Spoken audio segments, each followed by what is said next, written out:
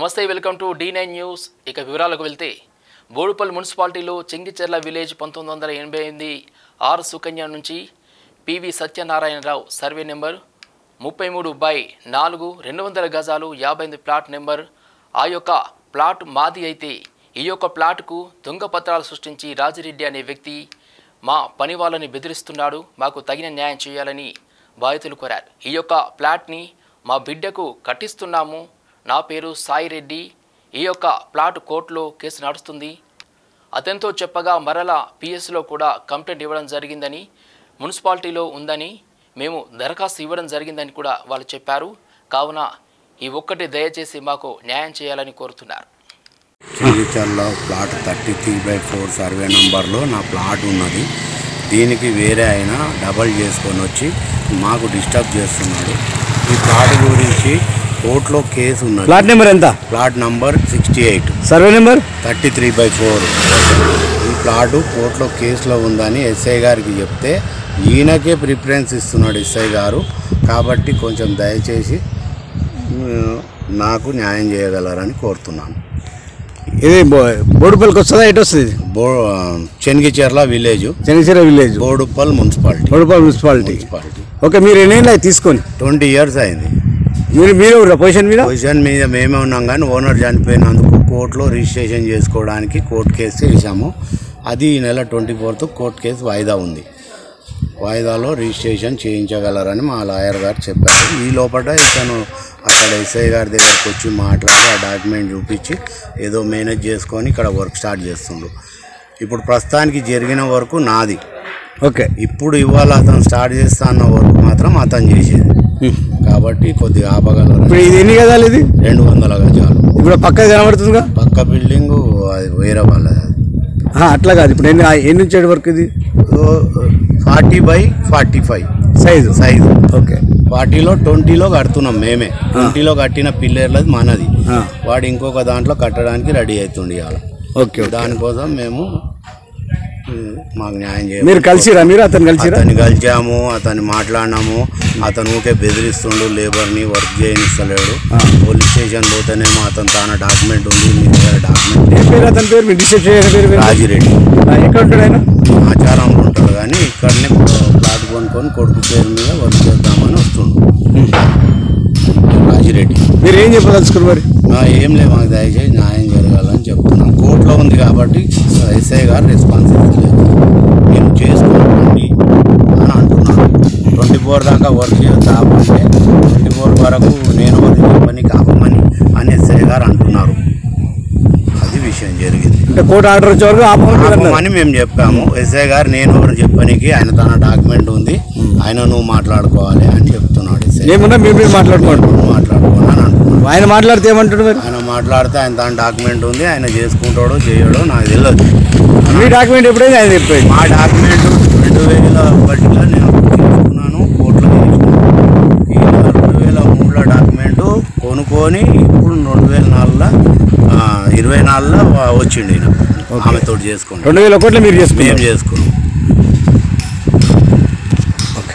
ఈరోజు దేవరపల్లి మండలంలో స్థానికంగా ఏఎస్ఎన్ఆర్ జిల్లా పరిషత్ ఉన్నత పాఠశాల దేవరపల్లి నందు మండలంలోని ప్రభుత్వ పాఠశాలలోని మధ్యాహ్న భోజన పథక నిర్వాహకులకు ఒకరోజు శిక్షణా తరగతులు నిర్వహించబడినవి. శిక్షణా తరగతులలో 45 పాఠశాలల నుండి 93 మంది కుక్ కమ్ హెల్ఫేర్ అదేవిధంగా CCH నిర్వాహకులు హాజరయ్యారు.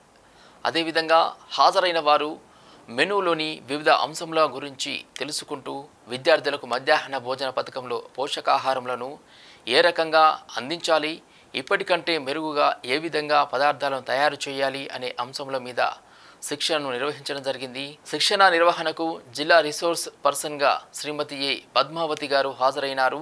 వీరితో పాటు జిల్లా అధికారులు రాజమహేంద్రవరం ఉప విద్యాశాఖ అధికారి శ్రీ నారాయణ గారు, అదేవిధంగా ఏడి శ్రీ వెంకటరాజు గారు, జూనియర్ సహాయకులు శ్రీనివాస్, అచ్యుత్ జిల్లా ప్రతినిధులుగా హాజరైనారు. ఈ కార్యక్రమం నిర్వహణను మండల విద్యాశాఖ అధికారులు శ్రీ మాణిక్యం తిరుమల దాస్ గారు, శ్రీ KSR వివి అప్పలరావు నిర్వహించారు. దేవరాపల్లి ప్రజలకు మరియు పేరెంట్స్కు పాఠశాలలో చదువుతున్న పిల్లల తల్లిదండ్రులకు అందరికీ విజ్ఞప్తి. నా పేరు వి వెంకటరాజు. నేను అసిస్టెంట్ డైరెక్టర్గా తూర్పుగోదావరి జిల్లా మిడ్ డే మీల్ ప్రోగ్రాంకి పనిచేస్తున్నాను. నేను ఈరోజు దేవరాపల్లి పాఠశాలకు mid day meal cook come helpers యొక్క ట్రైనింగ్ నిమిత్తం పరిశీలన నిమిత్తం వచ్చి ఉన్నాము. ఈ పరిశీలనలో ముఖ్యంగా తెలియజేయడానికి ఏంటంటే, ఈ ఎవరైతే ఈ కుక్ కమ్ హెల్పర్స్ ఉన్నారో వాళ్ళు మరింతగా నాణ్యమైన పోషక విలువలతో కూడిన భోజనాన్ని ఎలా తయారు చేయాలనే విషయాన్ని మేము విజయవాడలో ట్రైనింగ్ పొందిన కొంతమంది చెఫ్ల ద్వారా ట్రైనింగ్ పొందిన వాళ్ళని మేము మాస్టర్ ట్రైనర్స్కి తీసుకొచ్చాము. ప్రతి మండలంలో కూడా ఈ నెల 27 నుంచి 31 వరకు ట్రైనింగ్స్ ఇస్తున్నాము. అందులో భాగంగా దేవరాపల్లి మండలానికి ఈరోజు మేము పరిశీలన నిమిత్తం వచ్చాము. ఈ దేవరాపల్లి మండలంలో 5,600 మంది సుమారు పిల్లలు మనకి పాఠశాలలో చదువుతున్నారు. ఈ మిడ్ డే మీల్ స్కీమ్ కింద అందరూ కూడా పౌష్టికాహారం లభించాలనే ఉద్దేశంతో ప్రభుత్వం ఏర్పాటు చేసిన మెనూను ఆకర్షణీయంగా మరియు రుచికరంగా తయారు చేసే విషయంపై ట్రైనింగ్ నిమిత్తం వీళ్ళందరికీ కూడా ట్రైనింగ్ ఇవ్వడం జరుగుతుంది.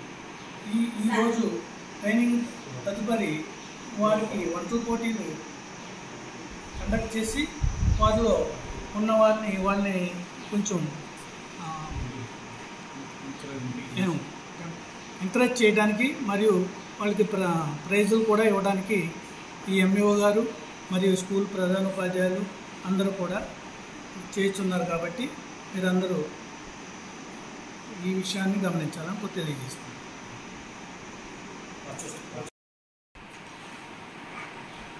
దేవరాపల్లి ప్రజలకు మరియు పేరెంట్స్కు, పాఠశాలలో చదువుతున్న పిల్లల తల్లిదండ్రులకు అందరికీ విజ్ఞప్తి. నా పేరు వి వెంకటరాజు. నేను అసిస్టెంట్ డైరెక్టర్గా తూర్పుగోదావరి జిల్లా మిడ్ డే మీల్ ప్రోగ్రాంకి పనిచేస్తున్నాను. నేను ఈరోజు దేవరాపల్లి పాఠశాలకు mid day meal cook come helpers యొక్క ట్రైనింగ్ నిమిత్తం పరిశీలన నిమిత్తం వచ్చి ఉన్నాము. ఈ పరిశీలనలో ముఖ్యంగా తెలియజేయడానికి ఏంటంటే, ఈ ఎవరైతే ఈ కుక్ కమ్ హెల్పర్స్ ఉన్నారో వాళ్ళు మరింతగా నాణ్యమైన పోషక విలువలతో కూడిన భోజనాన్ని ఎలా తయారు చేయాలనే విషయాన్ని మేము విజయవాడలో ట్రైనింగ్ పొందిన కొంతమంది చెఫ్ల ద్వారా ట్రైనింగ్ పొందిన వాళ్ళని మేము మాస్టర్ ట్రైనర్స్కి తీసుకొచ్చాము. ప్రతి మండలంలో కూడా ఈ నెల 27 నుంచి 31 వరకు ట్రైనింగ్స్ ఇస్తున్నాము. అందులో భాగంగా దేవరాపల్లి మండలానికి ఈరోజు మేము పరిశీలన నిమిత్తం వచ్చాము. ఈ దేవరాపల్లి మండలంలో 5,600 మంది సుమారు పిల్లలు మనకి పాఠశాలలో చదువుతున్నారు. ఈ మిడ్ డే మీల్ స్కీమ్ కింద అందరూ కూడా పౌష్టికాహారం లభించాలనే ఉద్దేశంతో ప్రభుత్వం ఏర్పాటు చేసిన మెనూను ఆకర్షణీయంగా మరియు రుచికరంగా తయారు చేసే విషయంపై ట్రైనింగ్ నిమిత్తం వీళ్ళందరికీ కూడా ట్రైనింగ్ ఇవ్వడం జరుగుతుంది. ఈరోజు ట్రైనింగ్ తదుపరి వారికి వంటల పోటీలు కండక్ట్ చేసి వారిలో ఉన్న వాళ్ళని కొంచెం ఎంకరేజ్ చేయడానికి మరియు వాళ్ళకి ప్రైజులు కూడా ఇవ్వడానికి ఈ ఎంఈఓ గారు మరియు స్కూల్ ప్రధానోపాధ్యాయులు అందరూ కూడా చేస్తున్నారు. కాబట్టి మీరందరూ ఈ విషయాన్ని గమనించాలని తెలియజేస్తున్నారు. తూర్పుగోదావరి జిల్లా నల్లజర్లలో తెలుగుదేశం పార్టీ ఆధ్వర్యంలో స్వర్గీయ నందమూరి తారక రామారావు 101వ జయంతి సందర్భంగా కూటమి అభ్యర్థి మద్దిపాటి వెంకట్రాజు ఎన్టీఆర్ విగ్రహానికి పూలమాలలు వేసి నివాళులర్పించారు. అనంతరం కేక్ కటింగ్ చేశారు. ఈ సందర్భంగా మద్దిపాటి మాట్లాడుతూ ఎన్టీఆర్ కలలు కన్నా రామరాజ్యం ఆయన కళ నెరవేరబోతుందని అన్నారు. ఎన్టీఆర్ ఆశయాలు ముందుకు తీసుకువెళ్తున్నామని అన్నారు. ఈ కార్యక్రమంలో తెలుగుదేశం నాయకులు అనిల్, జి హరికృష్ణ, కె చిన్నబాబు, జేడి ముమ్మడి సత్యనారాయణ, అదేవిధంగా జి వెంకట సుబ్బారావు, తెలుగుదేశం పార్టీ నాయకులు, కార్యకర్తలు పాల్గొన్నారు.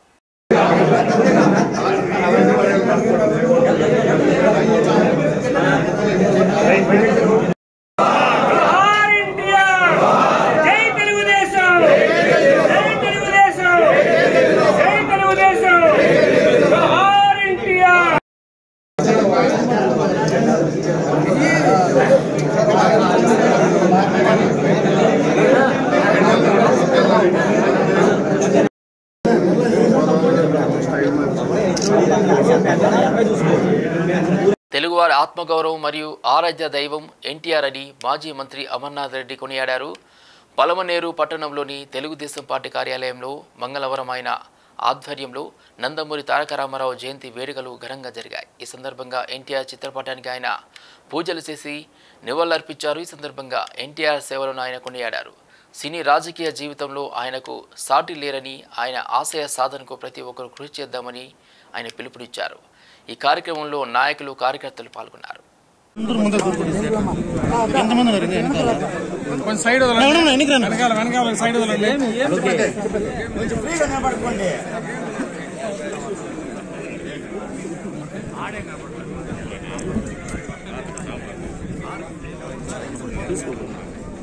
ఎన్టీఆర్ ఎన్టీఆర్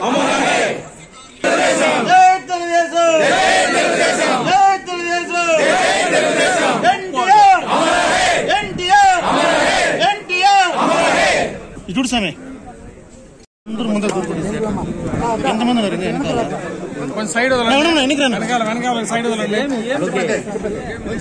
పడుకోండి.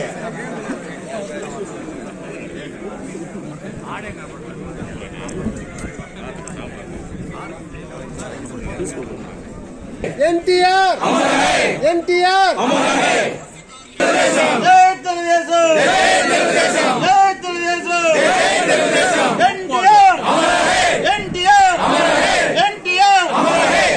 చూడు సామే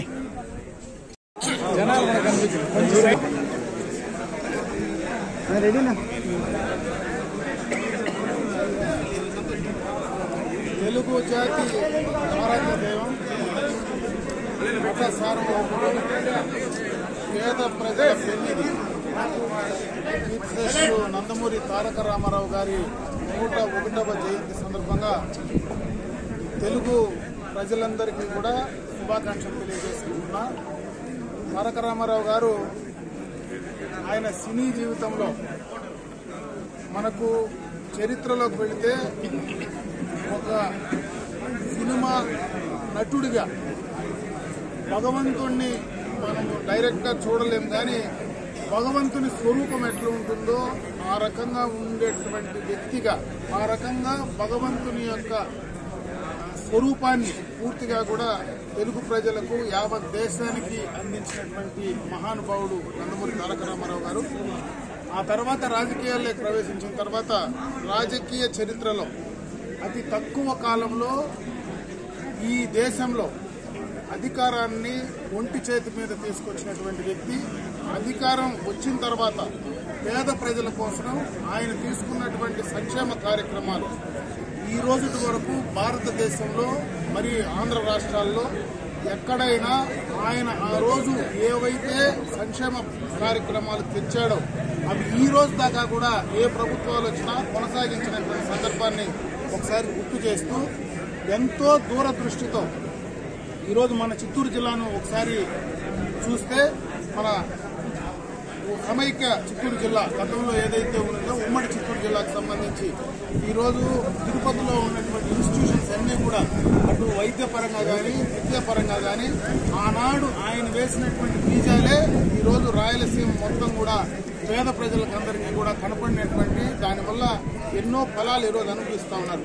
అంటే ఒక సినీ నటుడుగా మరి మొదలుపెట్టి ఏ రాజకీయ అనుభవం లేకుండా రాజకీయాల్లో ఆయనదైనటువంటి ముద్రను చిరస్థాయిగా తెలుగు ప్రజల గుండెల్లో నిలిచిపోయినటువంటి వ్యక్తిగా నందమూరి తారక రామారావు గారిని ఈరోజు మనం గుర్తుంచుకోవాల్సినటువంటి పరిస్థితి ఉంది.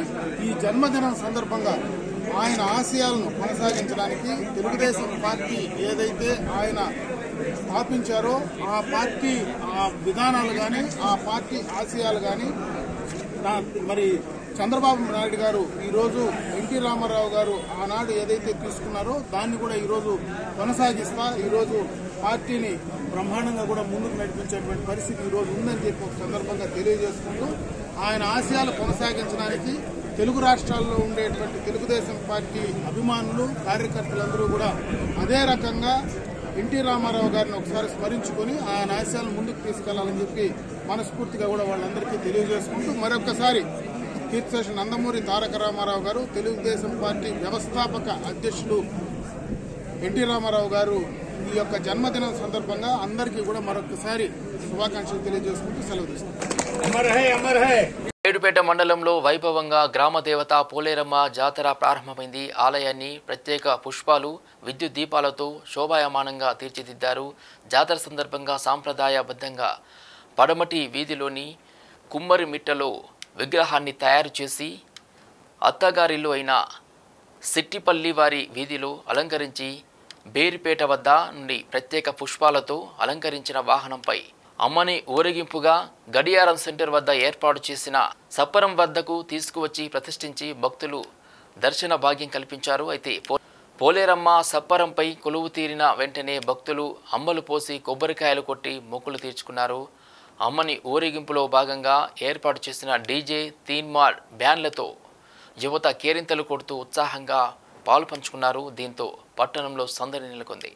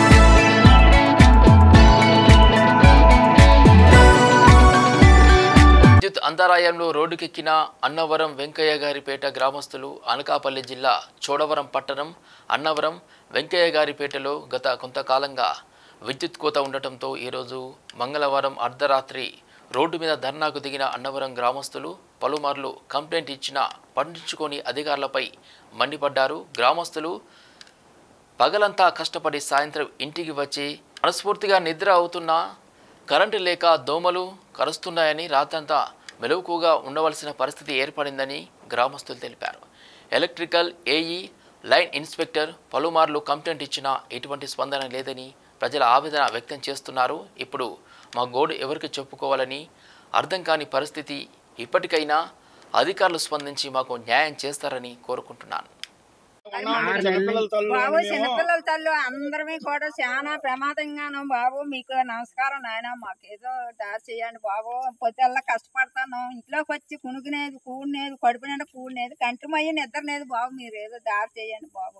చిన్నపిల్లలతో చచ్చిపోతాను నాయన బాబు, మీరు ఏదో చేయండి బాబు. 6 నెలలు బట్టి ఇలా గింజిపోతాను. పొద్దుల్లో పొలాలు అండిపోయి కష్టపడకపోతే మాకు ఇంట్లో గాడినేది బాబు. ఇప్పుడు మీరు ధర్నా దేనికి చేస్తున్నారు సార్? నేను రోజు రాత్రి 9 గంటలకు పోయి ఉదయం 10 గంటలకు వస్తున్నాను సార్. సార్ నా పేరు మత్స్యగిరి అండి, నేను జిల్లా మానవ డైరెక్టర్ సార్.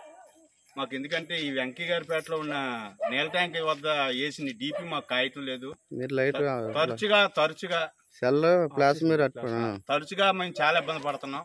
చిన్నపిల్లల తల్లులతో చాలా మంది ఇబ్బంది పడుతున్నారు. ఏమని అడిగితే ఏసీలు వేస్తున్నారు, ఏసీల వల్ల ట్రిప్ అయిపోతుందని చెప్తున్నారు. కారణం అదేంటి సార్? అందరం కరెంటు బిల్లు కట్టుకుంటున్నాం. ఏసీ వేసుకున్న వాళ్ళు అలాగే వేసుకుంటారు, దానికి పెద్ద సమస్య కాదు. కానీ మా గోడు వినిపించుకోవాలని చెప్పేసి ప్రతిరోజు రాత్రి మాకు ఇదే ఇబ్బంది సార్. చిన్నపిల్లలతో ఎంతో మంది ఉన్నారు. ఏ రాత్రి మీద ఫోన్ చేసినా సరే వస్తున్నారు, వచ్చి ట్రిప్ అయిపోయినట్టు నీకు రావడం మానేస్తున్నారు, ఫోన్లు ఎత్తుకుంటున్నారు. సదరులో కూడా ఏఈ గారికి కూడా ఫోన్ చేసాము. ఆయన ఏదో కొట్టుగా చెప్తుండో సార్, పక్కన మందుగుండు కూడా ఉంది కదా సార్, సతీష్ గారితో గొడవ ఒకటి ఉంది కదా సార్, మరి దాని సప్లై 24 గంటలు ఉంటుందంటే వాళ్ళు డబ్బు ఇచ్చి ఆ ట్రాన్స్ఫర్ వేసుకున్నారు. అంటే మేము వాళ్ళు డబ్బులు ఇచ్చి ట్రాన్స్ఫర్ వేసుకున్నారంటే మరి మేము డబ్బులు ఇచ్చి మేము కరెంటు బిల్లు కట్టలేదు సార్. ఒక్కరోజు కరెంటు బిల్లు తేడా వస్తే టక్మని పోల్ మీద కట్ చేసేస్తారు వీళ్ళు బిల్లు కట్టలేదని. మా ఎందు దయించి మాకు ఇబ్బంది లేకుండా మాకు 24 గంటలు కరెంట్ ఉండాలనేసి నేను మనవి చేసుకుంటున్నాను సార్. సరే, మన చోడవరం ఏపీఈపీడీసీ కరెంట్ ఆఫీసు సిబ్బంది అందరికీ కూడా నమస్కారం అండి. మాది చోడవరం అన్నవరం వెంకయ్యగారిపేట గ్రామంలో గత 6 నెలల నుంచి కూడా కరెంటు సరిగా సప్లై లేకుండా లో వోల్టేజ్తో చాలా ఇబ్బందులు పడుతున్నాం. అది గత 20 రోజుల నుంచి కూడా నైట్ టైము సరిగా నైటు పగలు కూడా కరెంట్ లేకుండా చిన్నపిల్లల తల్లులు, ఆడవాళ్ళు, మగవాళ్ళు అందరూ కూడా నిద్ర లేకుండా చాలా మానసికంగా కూడా క్షోభని అనుభవించడం జరుగుతుంది. కాబట్టి దయచేసి మన సిబ్బంది అందరూ కూడా ఈ యొక్క సమస్యని వెంటనే యాక్షన్ తీసుకొని పరిష్కారం చేస్తారని కోరుకుంటూ సెలవు తీసుకుంటాను.